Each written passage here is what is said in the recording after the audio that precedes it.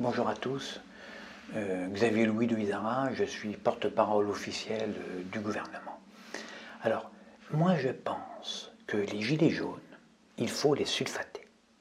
Tout ce qu'on leur a fait jusqu'ici, ça n'a servi à rien.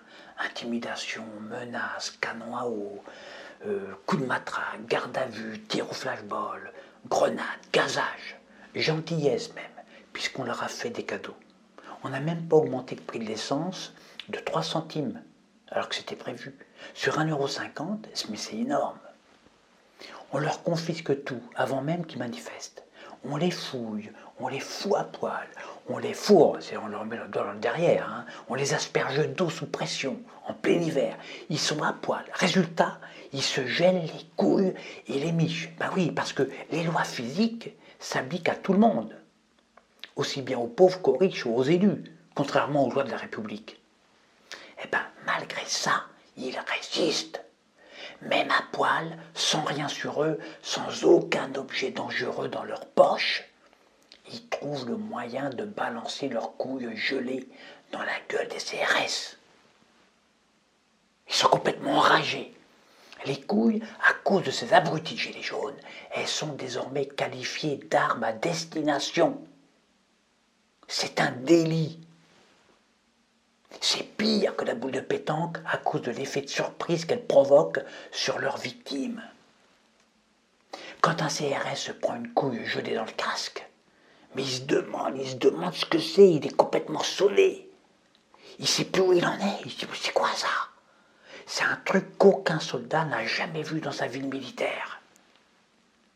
Alors, on les a foutus à poil, les gilets jaunes. Mais ce n'est pas suffisant. Il va falloir en plus les castrer avant le début de toute manifestation pour éviter les jets de couilles.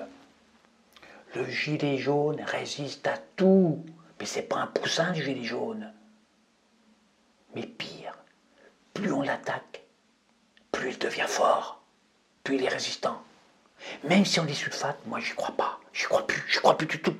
Et au gouvernement, on ne sait plus quoi faire. C'est fini. Le chef des armées, il est dépressif, il porte la cravate noire, il fait des allocutions à la télé avec sa cravate noire, il organise des concertations, ça sert à rien, il envisage des débats, ça sert à rien, il évite des syndicalistes, ça sert à rien tout ça. Alors ce qu'on fait, on espère en silence qu'une catastrophe imprévue, qui pourrait stopper ou au moins ralentir les gilets jaunes. Par exemple, une tempête tropicale, mais en zone tempérée comme en France, c'est pas la peine, faut pas rêver là. Ou alors une invasion de sauterelles, de quelques sauterelles dans un champ de carottes, qui serait commenté par BFM-PQ pendant des heures. Ou alors un acte terroriste, ou une inondation avec des morts. Ou alors une grosse promotion de pouf chez Ikea, ça pourrait marcher. Ou alors la sortie du dernier iPhone, mais il est déjà sorti. Ou disparition mystérieuse du chat d'une habitante du fin fond du Limousin. Mais si ça continue comme ça, si on les laisse faire, les gilets jaunes, mais ils vont finir par nous imposer leur référendum d'initiative populaire ou citoyenne, le RIP. C'est-à-dire que c'est eux qui feront la loi, c'est le peuple qui fera la loi. Il n'y aura plus besoin de gouvernement, ni de députés, ni de sénateurs, ni d'élus. C'est plus eux qui décideront. Ce sera le peuple qui décidera. Les conséquences sont graves, dramatiques. Désormais, quand un ministre voudra se payer une pute, par exemple, ou alors un fromage de luxe pétri à la main par une paysanne authentique, ce sera au ministre lui-même de payer. Il paiera de sa poche.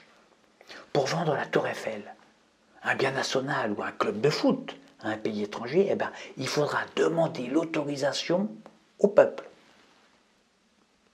Les ministres ne pourront plus voter de lois qui les arrangent.